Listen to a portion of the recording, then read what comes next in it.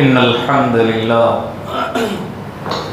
نحمده ونستعينه ونستغفره ونعوذ بالله من شرور أنفسنا وسيئات أعمالنا من يهده الله فلا مضل له ومن يضلل فلا هادي له وأشهد أن لا إله إلا الله وحده لا شريك له وأشهد أن محمدًا عبده ورسوله أما بعد فإن خير الحديث كتاب الله وخير الهدي هدي محمد صلى الله عليه وسلم وشر الأمور محدثاتها وكل محدثة بدعة وكل بدعة ضلالة وكل ضلالة في النار وكما قال عليه الصلاة والتسليم أعوذ بالله من الشيطان الرجيم بسم الله الرحمن الرحيم يا أيها الذين آمنوا اتقوا الله حق تقاته ولا تموتن إلا وأنتم مسلمون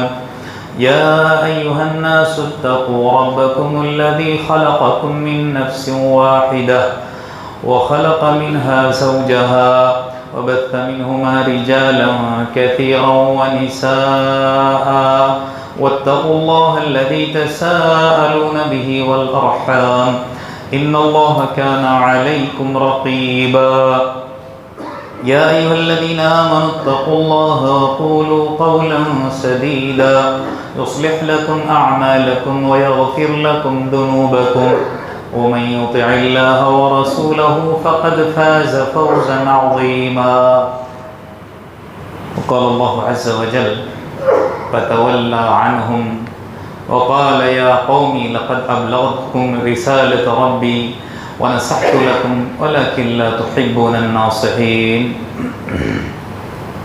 رب اشرح لي صدري ويسر لي أمري واحلل عقدة من لساني يفقهوا قولي رب زدني علما سبحانك لا علم لنا إلا ما علمتنا إنك أنت العليم الحكيم حاضرین جمعہ، اسلامی ماؤں بہنوں اور پیارے بچوں،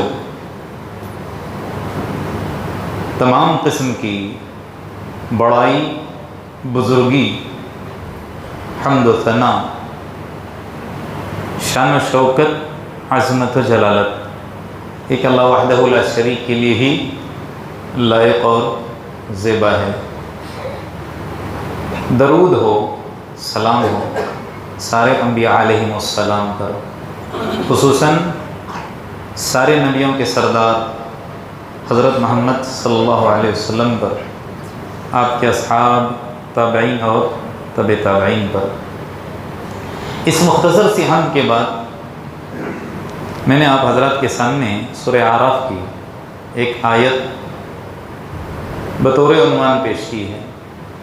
اسی آیت کو انشاءاللہ آج کے جمعے کا موضوع بنا کر اس آیت کی روشنی میں کچھ باتیں خیر خواہی اور اس کے تقاضوں کے تعلق سے عرض کرنے کی کوشش کروں گا۔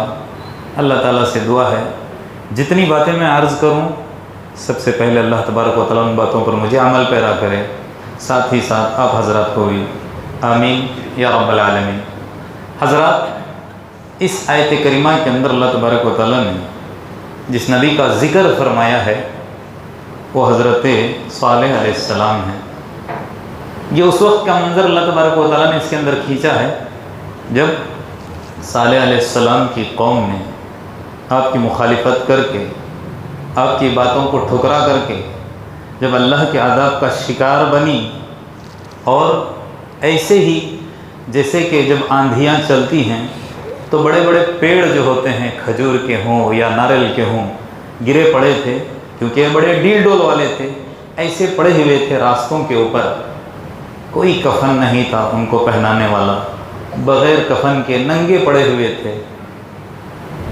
جب وہ اس طرح پڑے ہوئے تھے تو حضرت صالح علیہ السلام نے ان کو دیکھ کر، جب وہ اللہ کے عذاب کا شکار بن گئے، دیکھ کر کہنے لگے ان سے خطاب کرتے ہوئے، اے میری قوم، میں نے آپ لوگوں کو میرے رب کا جو فرمان ہے، میرے رب کا جو میسج ہے میں نے آپ تک پہنچا دیا اور میں نے آپ کو نصیحت کی. ونصحت، آج میں نے کہا نا، آج جو عنوان جس پر مجھ کو بات کرنی ہے، جو باتیں آپ کو بتانی ہے، وہ کیا ہے؟ نصیحت کے ہی تعلق سے.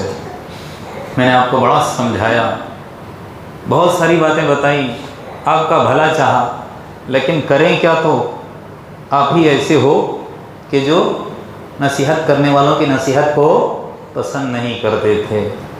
نتیجہ کیا ہوا؟ ایسے ہی پڑے ہو. اب اس آیت سے کیا بات معلوم ہوتی ہے؟ وہ یہ ہے کہ ہر قوم کے لیے اللہ تبارک و تعالیٰ نے ایک ناصح ضرور بھیجا، اور وہ ناصح کون ہوا کرتا تھا؟ اللہ کی طرف سے بھیجا ہوا پیغمبر، رسول، نبی ہوا کرتا تھا. یعنی ہر قوم کے ناصح، خیرخواہی چاہنے والے نبی ہی ہوا کرتے تھے. نبی سے بڑھ کر کسی قوم کا کوئی ناصح اور خیرخواہ نہیں تھا. لہٰذا کوئی بھی قوم جب اللہ کے عذاب کا شکار بنی تو کسی نبی کو خوشی نہیں ہوئی کہ چلو میری ان لوگوں نے نہیں مانی اس لیے اللہ کے عذاب کے اندر گرفتار ہوئے، مار دیے گئے. خوشی نہیں، بلکہ ان کو کیا ہوتا تھا؟ غم ہوتا تھا، بہت تکلیف ہوتی تھی. اور یہاں پر بھی اللہ تبارک و تعالیٰ یہی منظر کشی کی ہے کہ بڑے غم سے، بڑی حسرت سے دیکھ کر کیا کہہ رہے تھے کہ تمہارا معاملہ ایسا ہے کہ اتنا سمجھایا پھر بھی تم نے سمجھا نہیں. بات یہی معلوم ہوتی ہے کہ ہر نبی اپنی امت کے لیے کیا ہوتا تھا؟ خیر خواہ ہوتا تھا. اب جتنے بھی نبی کے ماننے والے ہوتے ہیں ان کو اس نبی کی سنت کو، اس طریقہ کار کو کیا کرنا پڑے گا؟ اپنانا پڑے گا. اور اس کے لیے یہ چیز کیا ہے کہ انسان کو اپنی ذات سے اگر کسی کا خیر خواہ بننا ہے تو اپنی ذات سے لوگوں کو فائدہ پہنچانا ہے. یہ اعلیٰ درجہ ہے خیر خواہی کا. کسی کے ساتھ بھلائی کے لیے سب سے اعلیٰ درجہ کیا ہوتا ہے کہ ہم اپنی ذات سے لوگوں کو فائدہ پہنچائیں. اگر یہ نہیں ہوتا تو ادنا درجہ کیا ہے؟ ہماری ذات سے کسی کو تکلیف نہیں ہونی چاہیے. ساری باتوں کا اگر خلاصہ، اسلامی تعلیمات کا خلاصہ اگر ایک لفظ کے اندر کوئی بیان کرنا چاہے تو وہ لفظ النصیحہ ہی ہے. کیونکہ اللہ کے رسول نے تعبیر کی ہے اس کو. دین ہم کہتے ہیں نا، اللہ کے رسول نے دین کو ہی نصیحت قرار دیا. چنانچہ تمیم داری کی روایت کیا ہے؟ راوی حدیث حضرت تمیم داری ہیں، فرماتے ہیں اللہ کے رسول نے کہا، کیا کہا؟ الدین النصیحہ کہا. دین نام ہی ہے خیر خواہی کا، لوگوں کا بھلا چاہنے کا. صحابہ نے کہا قلنا یا رسول اللہ، اے اللہ کے رسول، لمن کس کے ساتھ بھلائی دین؟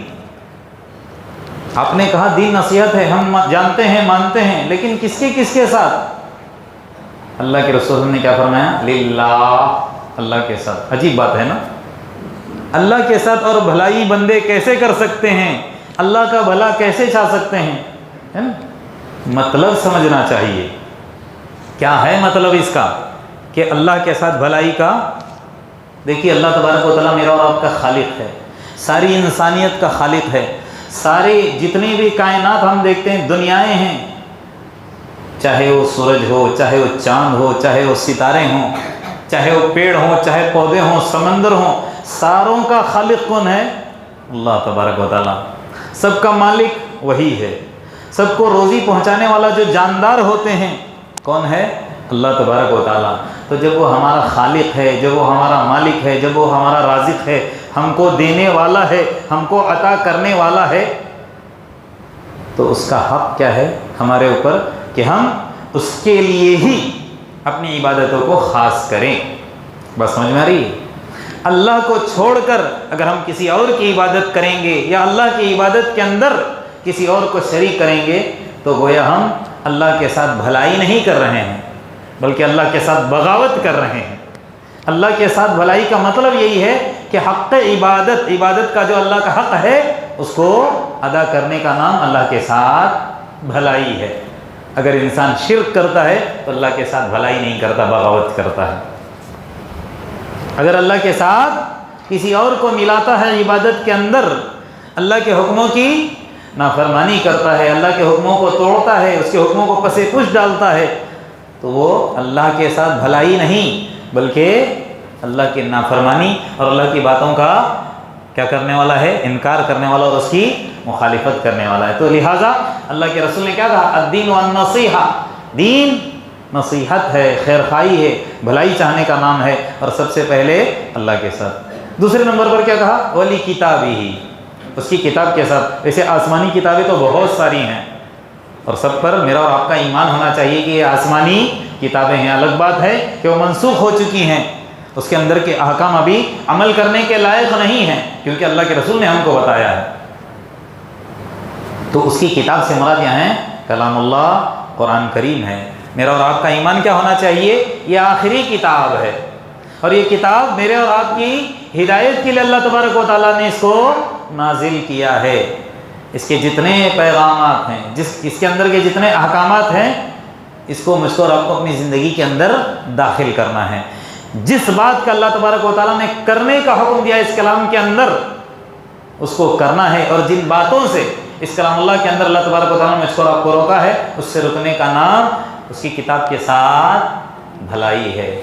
یہ آخری کتاب ہے، یہ آخری کتاب ہے، اور اس کتاب کے ساتھ بھلائی یہی ہے کہ اس کتاب پر ہمارا اور آپ کا کامل ایمان ہونا چاہیے۔ اس کی تلاوت کریں، اس کو پڑھیں، اس کو سمجھیں، اور اپنی زندگی کے لیے اس کو کیا کریں؟ نمونہ بنائیں۔ اس کتاب کے مطابق میں اور آپ کیا کرنے والے بنیں؟ زندگی گزارنے والے بنیں۔ یہی ہے اس کتاب کے ساتھ بھلائی۔ آگے کیا فرمایا؟ ولی رسول ہی، اس کے رسول کے ساتھ۔ کون؟ حضرت محمد مصطفیٰ صلی اللہ علیہ وسلم۔ آپ کے ساتھ بھلائی کا کیا مطلب ہے؟ میرا اور آپ کا پیشوا یہی ہیں۔ کون؟ حضرت محمد صلی اللہ علیہ وسلم۔ میرا اور آپ کے امام کون ہیں؟ حضرت محمد صلی اللہ علیہ وسلم۔ ان کو امام ماننے کا نام ہی ان کے ساتھ بھلائی ہے۔ ان کو چھوڑ کر کسی اور کو امام ماننا، کسی اور کی باتوں پر چلنا، یہ ان کے ساتھ بھلائی نہیں ہے۔ میرے لیے، آپ کے لیے آئیڈیل کون ہے؟ حضرت محمد صلی اللہ علیہ وسلم۔ لقد کان لکم فی رسول اللہ اسوۃ حسنہ۔ آپ کی زندگی، ساری کی ساری زندگی، آپ کی سیرت، یہ میرے لیے آپ کے لیے کیا ہے؟ مشعل راہ ہے۔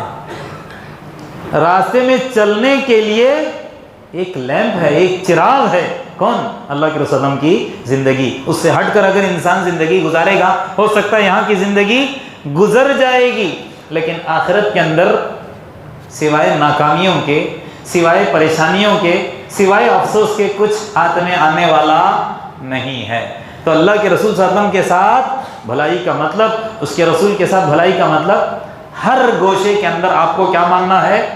آپ کو کیا ماننا ہے؟ اپنا آئیڈیل اور نمونہ ماننا ہے۔ اور آگے کیا فرمایا؟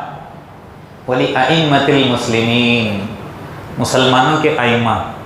ائمہ سے مراد مساجد کے ائمہ نہیں ہیں، وقت کے جو کسی بستی کے ذمہ دار، سب مل کر ان کو ذمہ دار بناتے ہیں، جو مسلمانوں کے پیشوا ہوتے ہیں، جو حاکم وقت ہوتا ہے، اس کی سمع اور اطاعت کا نام اس کے ساتھ بھلائی ہے۔ وہ جو بھلی باتوں کا حکم کرتا ہے اس کو ماننا۔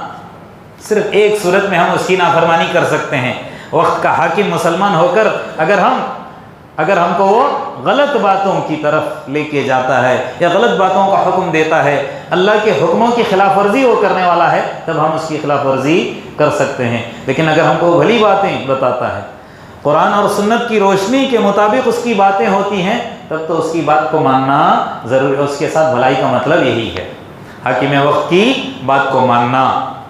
اور آگے کیا فرمایا؟ وعامتہم، ساری جتنی بھی انسانیت ہے ان کے ساتھ بھلائی۔ اور ان کے ساتھ بھلائی کیا ہے؟ اللہ نے جو مجھ کو اور آپ کو علم عطا کیا ہے اس کو ان تک پہنچانا۔ اگر ہم کسی عام انسان کو دیکھ رہے ہیں کہ شرک کے اندر مبتلا ہے، وہاں سے اس کو نکالنا اس کے ساتھ بھلائی ہے۔ بدعت کے اندر ملوث ہے، اس سے اس کو چھڑانا اس کے ساتھ بھلائی ہے۔ غلط راہ کی طرف جا رہا ہے، وہاں سے ہٹا کر سیدھی راہ کی طرف لے کے جانا اس کے ساتھ بھلائی ہے۔ حق بات بتانا اور باطل سے اس کو روکنا، یہ اس کے ساتھ بھلائی ہے۔ یہ اللہ کے رسول صلی اللہ علیہ وسلم نے مجھ کو اور آپ کو تعلیم دی ہے۔ میں نے کہا نا، ساری اسلامی تعلیمات کا اگر خلاصہ اگر کوئی ایک لفظ کے اندر بیان کرنا چاہے تو وہ کیا ہے؟ النصیحہ ہے۔ وہ کیا ہے؟ النصیحہ۔ یعنی سارا کا سارا انسان یوں سمجھے کہ میں دنیا کے اندر آیا ہوں لوگوں کو فائدہ پہنچانے کے لیے اور لوگوں کو نقصان سے بچانے کے لیے، یہ سمجھنا ہے۔ اللہ کے رسول صلی اللہ علیہ وسلم کے زمانے کے اندر لوگ اللہ کے رسول کے ہاتھوں بیعت کرتے تھے، پتہ ہے نا؟ آج کل کے زمانے میں بھی کرتے، صوفیوں کے ہاتھوں، وہ والی بیعت نہیں ہے، غلط نہیں۔ اللہ کے رسول کے ہاتھوں بیعت کرتے تھے، کس بات پر؟ یہی بھلائی کے تعلق سے ہی، خیر خواہی کے ہی تعلق سے۔ چنانچہ حضرت جریر رضی اللہ عنہ کے بارے میں آتا ہے، جریر عبداللہ جریر بجلی، آپ لوگوں نے نام سنا ہوگا، صحابی رسول ہیں، کہتے ہیں میں نے اللہ کے رسول کے ہاتھوں بیعت کی، کس بات پر؟ سمع اور طاعت، کہ میں وقت کا جو حاکم ہے اس کی کیا کروں گا؟ بات مانوں گا، اس کی سنوں گا، اس کی مخالفت نہیں کروں گا۔ یعنی چنانچہ اللہ کے رسول کے ہاتھوں یہ بیعت کی، اللہ کے رسول اس وقت کے حاکم تھے، حاکم وقت تھے، آپ کی بات مانوں گا، آپ کی بات سنوں گا، آپ کی بات کی کبھی بھی خلاف ورزی نہیں کروں گا۔ اور ایسی مثال دی انہوں نے۔ ایک مثال میں آپ کو بتاتا ہوں، ایک مرتبہ ہوا کیا، میں نے کہا نا کہ ہم کو اپنی ذات سے لوگوں کا فائدہ پہنچانے والا بننا ہے، لوگوں کے لیے نافع بننا ہے، بلکہ ضار نہیں بننا ہے، نقصان پہنچانے والا نہیں بننا ہے۔ ان کا واقعہ لکھتے ہیں کہ ایک مرتبہ انہوں نے اپنے غلام کو ایک گھوڑا خریدنے کے لیے بھیجا۔ ان کا غلام گیا اور بازار سے ایک گھوڑا خرید کر کے لایا، بڑا خوبصورت، بڑا تگڑا، بہت ہی بہترین، دوڑنے میں بہت ماہر، بہت بہترین خوبصورت قسم کا گھوڑا خرید کر لا کر ان کے حوالے کر دیا۔ تو انہوں نے پوچھا کہ غلام، یہ جو گھوڑا تم خرید کر لائے ہو کتنے میں خریدے؟ کہنے لگا کہ 300 میں خرید کے لائے۔ ان کو عجیب سا لگا، اتنا خوبصورت، اتنا پیارا، اتنا ہٹا کٹا، اتنا تیز بھاگنے والا، اور 300؟ لگتا ہے جو اس کا مالک تھا، بیچنے والا، اس کو نہیں معلوم اس کی صحیح قیمت کیا ہے۔ تو لہٰذا انہوں نے اپنے غلام سے کہا کہ جاؤ، اس کو پتہ نہیں ہے کہ اس کی اصل قیمت کیا ہے، اس نے غلطی کی ہے، نادانی میں اس نے اس کو بیچا ہے، لہٰذا اس کو بلاؤ۔ غلام گیا اور ان کو بلا کر لے کے آیا، اور انہوں نے کہا کہ یہ جو تم نے بیچا ہے کوئی مجبوری تھی نا؟ مجبوری نہیں، لیکن اصل میں تو اس کی قیمت تو 800 لگتی ہے مجھے، تو یہ تو بڑا قیمتی ہے۔ اپنی جیب سے نکال کر اس کو پھر 500 دے دیے، 300 تو اس نے غلام نے ادا کیے تھے۔ کہنے کا مطلب یہ ہے کہ یہ تھے صحابہ، کبھی بھی کسی کا نقصان نہیں چاہتے تھے۔ آج ہم لوگ کیا چاہتے ہیں؟ بازار میں اگر کوئی بھولے سے 100 کی چیز 50 میں دے دیا، فوراً لے کے آتے ہیں اور یوں سمجھتے کہ ہم نے بڑا تیر مار لیا، کمال کر دیا۔ اس کی حقیقی قیمت 100 تھی، اس نے بھولے سے دیا ہے، اور یہ فوراً لے کے آتا ہے اور کیا کرتا ہے؟ موقع کا فائدہ اٹھائے۔ صحابہ ایسے نہیں تھے۔ اللہ کے رسول اللہ کے ہاتھوں بیعت اس بات کی تھی کہ ہم لوگوں کے لیے خیر خواہ بنیں گے، بھلائی چاہنے والے بنیں گے۔ تو لہٰذا اس کے کچھ تقاضے ہیں دوستو، زیادہ نہیں، ایک 4-5 تقاضے میں بیان کروں گا، باقی آپ لوگوں کو خود سے کہ اس کے دین کے تقاضے کیا کیا ہیں، بھلائی کے کیا کرنا ہے، آپ کو سیکھنا ہے، اس کی ٹوہ تک جانا ہے کہ اور کیا چیزیں ہیں جس کی وجہ سے میں اور آپ لوگوں کے کام آ سکتے ہیں۔ تو ان تقاضوں میں سے سب سے پہلا تقاضا وہ کیا ہے؟ میں شروع میں ہی 2-3 مرتبہ اس کا ذکر کر چکا ہوں، لیکن حدیث کی روشنی میں بتانا چاہتا ہوں۔ سب سے پہلا تقاضا یہ ہے کہ ہم کو اپنی ذات سے لوگوں کے لیے کیا بننا ہے؟ فائدہ مند بننا ہے۔ تو اس لیے اللہ کے رسول صلی اللہ علیہ وسلم نے کیا فرمایا؟ خیر الناس انفعهم للناس۔ کیا مطلب ہے اس حدیث کا؟ لوگوں میں سب سے بہترین اور بھلا انسان وہ ہے جو لوگوں میں سب سے زیادہ ان کو فائدہ پہنچانے والا ہوتا ہے۔ لہٰذا اللہ کے رسول صلی اللہ علیہ وسلم نے مومن کی مثال قرآن کے اندر کیا دی ہے؟ کھجور کے پیڑ سے دی ہے۔ میں مزید تفصیل میں جانا نہیں چاہتا، اس عنوان پر بات آ چکی ہے کہ مومن کی مثال کس کے ساتھ ہے۔ بس اتنا بتانا چاہتا ہوں، کھجور کے ساتھ، کھجور کے پیڑ کے ساتھ اللہ کے رسول نے اس لیے دی کہ کھجور کا ہی ایک واحد پیڑ ایسا ہے کہ اس کے تنے سے لے کر جڑ سے لے کر جو اس کی ٹہنیاں ہیں اونچائی تک، سارا کا سارا پیڑ لوگوں کے فائدے میں ہی آتا ہے، چاہے اس کا کھجور ہو، اس کی ٹہنیاں ہو، یا پھر بیچ والا وہ جو کھمبا ہوتا ہے وہ ہو، سارا کا سارا اس سے لوگ کیا کرتے ہیں؟ فائدہ اٹھاتے ہیں۔ لہٰذا اللہ کے رسول اللہ نے کیا کہا؟ مومن وہ ہے جو لوگوں کے لیے فائدہ مند ثابت ہوتا ہے، اور اس کی مثال اللہ کے رسول اللہ نے کس سے دی ہے؟ کھجور کے پیڑ سے۔ تو یہی فرمایا اللہ کے رسول نے، لوگوں میں سب سے بہترین انسان وہ ہے جو لوگوں کو سب سے زیادہ فائدہ پہنچانے والا ہو۔ اب فائدہ کس اعتبار سے مجھ کو اور آپ کو لوگوں کو پہنچانا ہے، وہ لوگوں کو دیکھنا ہے کہ میری وجہ سے اس کو کس چیز کی ضرورت ہے۔ کوئی ہماری وجہ سے، اگر ہمارے پاس پیسہ ہے، ہمارے پیسے سے لوگوں کو فائدہ پہنچانا ہے، پیسے سے۔ کوئی ایسے ہوتے ہیں جو ہمارے علم سے فائدہ اٹھانا چاہتے ہیں، ہمارے پاس علم ہے تو ہم اس علم کے ذریعے سے لوگوں کو فائدہ پہنچائیں، یا دیگر اور کوئی ہنر ہمارے پاس ہوتا ہے۔ کبھی انسان ڈاکٹر بنتا ہے، کبھی مہندس بنتا ہے، یا کہیں الیکٹریشین بنتا ہے۔ کوئی جتنا ہو سکے ہم لوگوں کے فائدے میں مطلب آئیں، ہم لوگوں کے لیے فائدہ مند بنیں، ہر جگہ پیسہ نہ دیکھیں۔ بعض مرتبہ ہوتا ہے کہ غریب انسان، وہاں پر خرچہ اس کو 1000 ہے، اور اگر میں الیکٹریشین ہوں، وہ چیز 1000 کی ہوتی ہے، وہاں 500 میں 200 میں کام کر کے آ جاؤں تاکہ اس کا کیا ہو جائے، بھلا ہو جائے، اس کا فائدہ ہو، وہ تکلیف میں نہ پڑے۔ دوسری چیز میں نے کہا نا، اللہ کے رسول اللہ نے کہا دوسرا تقاضا یہ ہے کہ اپنی ذات سے کسی کو نقصان نہ پہنچے۔ تو اس کی مثال اللہ کے رسول نے کیا کہا، المسلم من سلم المسلمون من لسانہ و یدہ۔ مسلمان کی مثال دی اللہ کے رسول نے، مسلمان تو وہ ہے کہ جس کی زبان اور ہاتھ سے لوگ محفوظ ہوں۔ کیا مطلب ہے اس کا، کہ یہ لوگوں کو کبھی تکلیف نہیں دے سکتا، ایک مسلمان ہو کر کبھی بھی اس کی وجہ سے لوگوں کا نقصان نہیں ہو سکتا۔ اللہ کے رسول سے سوال کیا گیا تھا، ای المسلم خیر، سب سے بہترین مسلمان، یا ای المسلمین خیر، مسلمانوں میں سب سے بہترین کون ہے؟ اللہ کے رسول نے یہی کہا تھا کہ من سلم المسلمون من لسانہ و یدہ، کہ جس کی زبان اور ہاتھ سے، زبان اور ہاتھ کہتے ہیں کہ پیر کا ذکر نہیں ہے، یہ تو صاف طور پر اللہ کے رسول نے ہاتھ اور زبان کہہ کر سارا اس سے اعظم مراد ہے، یہ نہیں ہے پھر پیر کا استعمال کرے، ایسا نہیں ہے۔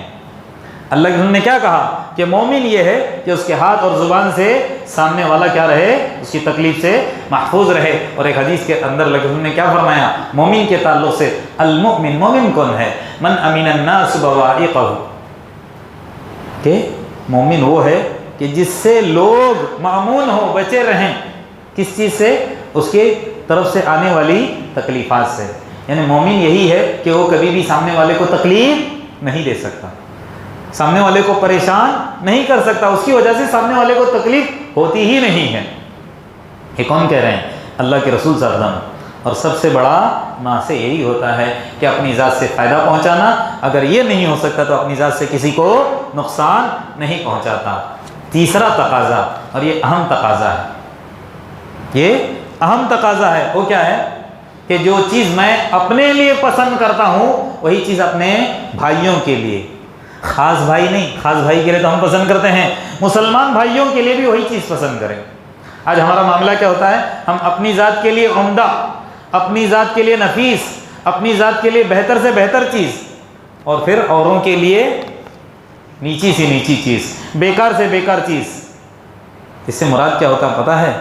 حسد ہی ایسا ہے جو انسان کے دلوں کے اندر رچا ہوا اور بسا ہوا ہے، وہ کیا کرتا ہے، اپنی ذات کے لیے بھلا اور سامنے والے کے لیے برا چوز کرتا ہے۔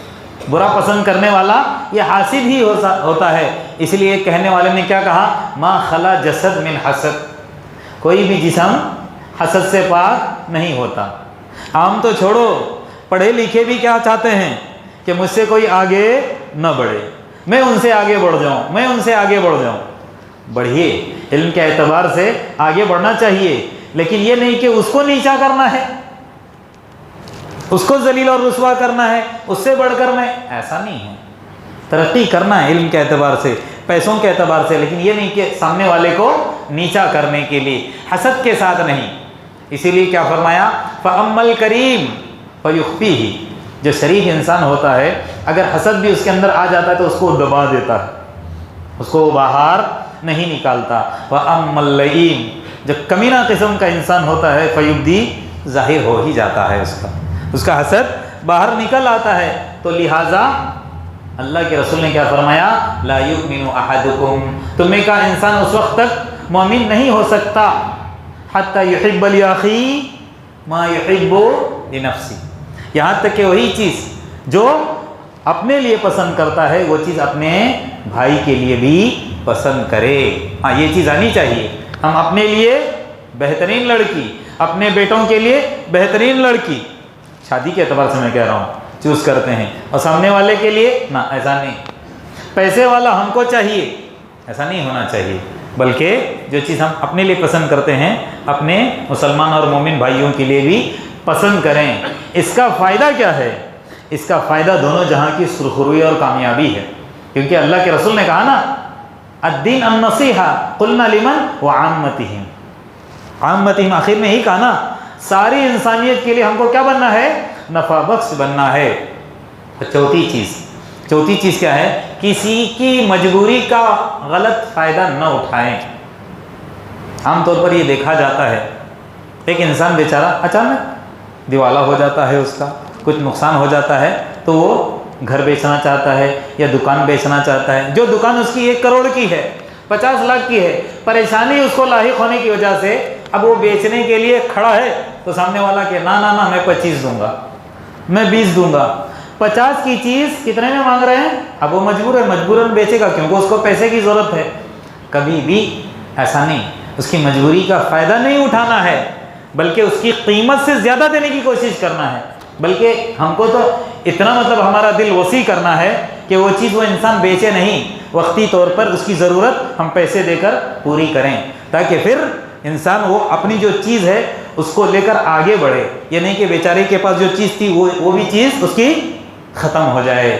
اس لیے اللہ کے رسول نے کیا فرمایا کہ کسی کی مجبوری کا فائدہ نہیں اٹھانا چاہیے. یہ بھی اہم تقاضا ہے. اور ایک تقاضا ہے، بس وقت ہو رہا ہے، باتیں ذرا زیادہ رہیں گی اس لیے ذرا جلدی بیان کر رہا ہوں. ایک اور تقاضا کیا ہے؟ دیکھیں اس پر بھی ہم کو غور کرنا ہے. دوسروں کو جب مشورہ دینے کی باری آئے نا تو اچھا مشورہ دینا چاہیے. کیا کرنا چاہیے؟ ایک ہوتا ہے آدمی جا کر کوئی پوچھتا نہیں، جا کر مشورہ. اللہ کے رسول نے ایسا نہیں کہا ہے کہ جاؤ جا کر مفت میں مشورے دیتے پھرو. کوئی آپ سے اگر بھلا مشورہ طلب کر رہا ہے تو کیا کرنا چاہیے؟ آپ کو بھلا مشورہ دینا چاہیے. اللہ کے رسول نے کیا فرمایا؟ المستشار مؤتمن کہا. جس سے مشورہ لیا جاتا ہے اللہ کے رسول نے کہا وہ امین ہے، امانت دار ہے. امانت دار ہونا چاہیے، صحیح مشورہ دینا چاہیے. یہاں پر بھی ایسے ہی ہوتا ہے. کوئی اگر ہم سے مشورہ لینا چاہتا ہے کہ فلانی چیز نہ ایسا مت کرو، کہ اس کو پتا ہے اگر میں اس کو صحیح مشورہ دوں گا تو وہ ترقی کرے گا، اس لیے یہ اس کی ترقی نہیں چاہتا، اس کے دل کے اندر حسد ہے، اس لیے کیا کرتا ہے؟ اس کو غلط مشورہ دیتا ہے. ایک واقعہ سناتا ہوں میں آپ کو، کتنا پیارا واقعہ ہے. دیکھو اللہ کے رسول صلی اللہ علیہ وسلم کیسی شخصیت، ساری انسانیت کے لیے اللہ تبارک و تعالیٰ نے ان کو دنیا کے اندر فائدے کے لیے بھیجا ہے. کبھی بھی کسی کا نقصان نہیں چاہا اللہ کے رسول صلی اللہ علیہ وسلم نے. اللہ کے رسول کے پاس ایک مرتبہ ایک صحابیہ آتی ہیں مطلقہ، فاطمہ بنت قیس، اور آ کر کہتی ہیں کہ اللہ کے رسول صلی اللہ علیہ وسلم مجھے 2 لوگوں نے کیا بھیجا ہے؟ پیغام بھیجا ہے نکاح کے لیے. مطلقہ تھیں، دوسری مرتبہ نکاح کے لیے. ایک ہیں ابو جہل اور دوسرے ہیں معاویہ. آپ ہی رائے دے دیجئے ان دونوں میں سے میں کس کے ساتھ نکاح کروں. مشورہ طلب کرنے کے لیے اللہ کے رسول صلی اللہ علیہ وسلم ایسی شخصیت، کبھی بھی کسی کے پیٹھ پیچھے کس کی برائی نہیں کرتے تھے، اور کبھی کیا ہے اللہ کے رسول نے، کبھی بھی کسی کو برا بھلا نہیں کہا ہے. ہمیشہ سب کی اچھائی اور خوبیاں ہی بیان کرنے والے. لیکن یہاں مسئلہ کیا ہے؟ اس کی زندگی کا. پہلے سے مطلقہ ہے اور یہ رائے مجھ سے طلب کرنے آئی ہے 2 لوگوں کے تعلق سے. اگر میں اس کو بتا دوں کہ ہاں جا کر اس سے شادی کر لو تو ہو سکتا ہے اس کی زندگی کے اندر اور پھر نقصانات کا اس کو سامنا کرنا پڑے. تو لہٰذا اللہ کے رسول کیسے اس کو بتاتے ہیں؟ دیکھیے بعض دفعہ ہوتا ہے کہ یہ نہیں سک رہے پورے گاؤں والوں کو بتانا ہے کہ یہ چور ہے. لیکن اگر کوئی چور آپ کی دکان میں کام کرنے کے لیے دوسرے کی دکان میں چوری کیا ہوا آپ کی دکان میں کام کرنے کے لیے آیا ہے، اور اگر سامنے والے کو معلوم ہے کہ وہ چور ہے تو بتانا چاہیے فلانے بھائی کو اس کو مت رکھنا، اس نے فلانے کی دکان میں چوری کی، ہو سکتا ہے کہ آپ کی دکان کا یہ نقصان کرے. اس طرح رہنمائی کر سکتے ہیں. اس کا مطلب یہ نہیں کہ اگر کسی نے چوری کی کسی کی دکان میں پبلکسٹی کریں چور ہے نہ، بلکہ اس کو اس کی برائی سے نکلوانا ہے، اس کی برائی اس کو بتانا ہے. لیکن رائے کے تعلق سے کہ اگر یہ جائے گا چور کسی اور کی دکان میں کام کرے گا تو نقصان ہو سکتا ہے، تو وہاں پر بھلا مشورہ دینے کی اجازت ہے. تو اللہ کے رسول صلی اللہ علیہ وسلم کسی کی پیٹھ پیچھے برائی نہیں کرتے تھے. لیکن جب رائے طلب کرنے کے لیے آئی یہ صحابیہ، اللہ کے رسول صلی اللہ علیہ وسلم نے دونوں کے تعلق سے کہا دیکھیے جہاں تک ابو جہم کا تعلق ہے وہ غراس للنساء، ضراب، وہ عورتوں کو مارتے ہیں۔ ابو جہم کے تعلق سے اللہ کے رسول نے کیا کہا؟ وہ اپنی بیویوں پر ظلم کرتے ہیں، مار پیٹ کرنے کی ان کو عادت ہے، ان کے نکاح میں جانا چاہتے تو سوچ لے۔ جہاں تک تعلق ہے معاویہ کا، وہ تو بڑے نیک انسان ہیں لیکن صعلوک ہیں۔ وہ کیا مطلب ہے اس کا؟ اس کا مطلب ہے غریب۔ عرب کے اندر صعلوک کس کو کہتے تھے؟ جو مسکین ہوتا ہے، جن کے پاس پیسے نہیں ہوتے ہیں، بڑے غریب قسم کے انسان ہوتے ہیں۔ تو اللہ کے رسول نے کیا کہا اس عورت کو؟ فلانے سے نکاح کرو گے تو وہ تو شوہر کو مارتے ہیں اور یہ غریب ہیں، تو دونوں اعتبار سے اس کے فائدہ چاہتے ہوئے کہ غریب سے بھی نکاح نہ کرے، ہو سکتا ہے پھر اس کو تنگ دستی والی زندگی گزارنا پڑے، اللہ کے رسول نے اس کو رائے دی حضرت اسامہ بن زید سے نکاح کر لو۔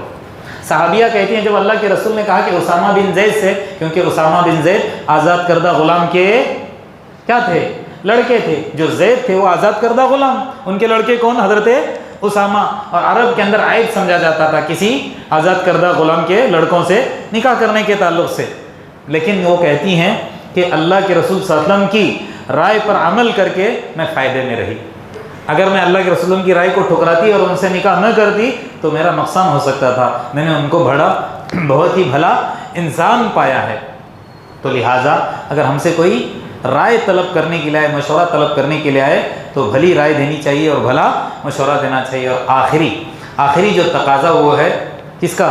خیر خواہی کا۔ وہ کیا ہے؟ لوگوں کو جو گمراہ ہوتے ہیں، راستے سے بھٹکے ہوئے جو انسان ہوتے ہیں، ان کو کیا کرنا ہے؟ صراط مستقیم کی دعوت دینا ہے۔ مطلب اس کا کیا ہے؟ ہم دیکھتے ہیں کہ فلانا انسان بدعت کے اندر ہے، فلانا انسان شرکیہ اعمال کر رہا ہے، اس کے اندر مبتلا ہے، ایسے انسانوں کو وہاں سے نکال کر کہاں لانا ہے؟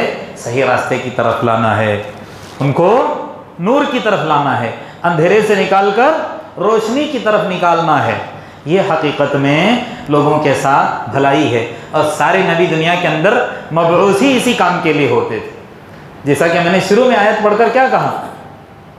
حضرت صالح علیہ السلام جب اپنی امت کی طرف دیکھ کر یہی کہتے تھے میں نے تمہارا بھلا چاہا۔ کیسا بھلا چاہا تھا؟ ان کی دنیا بننے کے لیے نہیں، ان کی آخرت بننے کے لیے بھلائی چاہی تھی، کیونکہ ان کی قوم ہو یا اس سے پہلی جو دنیا کے اندر آئی ہوئی قومیں، وہ اللہ کو چھوڑ کر کس کی کرتی تھی عبادت؟ اوروں کی، مشرک ہوا کرتی تھیں، کافر ہوا کرتی تھیں، تو ان کو کفر سے نکالنے کے لیے، شرک سے نکالنے کے لیے، ایک اللہ کی توحید کی طرف بلانے کے لیے آیا کرتے تھے۔ اور اس کا تقاضا یہی ہے، اہم تقاضا، کہ اگر ہم الحمدللہ حق ہمارے اندر آ چکا ہے، ہم نے حق کو ایکسیپٹ کر لیا، قبول کر لیا ہے، اب ہم حق جان گئے ہیں، تو ہمارا کام کیا ہے کہ اس حق کی تبلیغ کرنا ہے، لوگوں کے اندر کی برائیوں کو نکالنے کی کوشش کرنا ہے، لوگوں کو برائی سے نکال کر بھلائی کی طرف لانے کی کوشش کرنا۔ آخر میں اللہ تبارک و تعالیٰ سے یہی دعا ہے، جتنی باتیں میں نے کہی ہیں اللہ تبارک و تعالیٰ مجھ کو بھی آپ کو بھی ان باتوں پر عمل کرنے کی توفیق عطا فرمائے، لوگوں کے کام آنے والا، لوگوں کے ساتھ بھلائی کا معاملہ کرنے کی مجھ کو آپ کو توفیق عطا فرمائے، لوگوں کے لیے نقصان دہ بننے سے اللہ تبارک و تعالیٰ میرے اور آپ کی حفاظت فرمائے، اپنے لیے ہم جو پسند کرتے ہیں اپنے بھائی کے لیے پسند کرنے والے بن جائیں۔ اللہ تبارک و تعالیٰ میرے اور آپ کے ایمان کے اندر تقویت ادا کرے، اللہ تبارک و تعالیٰ میرے اور آپ کے ایمان کی کمزوری کو دور کرے، ہمیں جو پریشان حال ہیں ان کو ان کی پریشانیوں کو دور کرے، جو بے اولاد ہیں ان کو اولاد صالح عطا کرے، جو بن بیاہی بچیاں ہیں اللہ تبارک و تعالیٰ ان کی بہترین جوڑ کا انتظام فرمائے، جو مقروضین ہیں اللہ تبارک و تعالیٰ ان کے قرضوں کی ادائیگی کی شکلیں صورتیں پیدا کرے، جو ناجائز مقدمات کے اندر ماخوذ ہیں اللہ تبارک و تعالیٰ ان کی خلاصی کے غیب سے فیصلے فرمائیں، اللہ تبارک و تعالیٰ شرک سے بدعات سے میرے اور آپ کی حفاظت فرمائیں، آمین۔ وآخر دعوانا ان الحمد للہ رب العالمین۔ بارک اللہ لی ولکم فی القرآن العظیم ونفعنی وإیاکم بما فیہ من الآیات والذکر الحکیم۔ اقول قولی ھذا واستغفر اللہ لی ولکم ولسائر المسلمین من کل ذنب فاستغفروہ انہ ھو الغفور الرحیم۔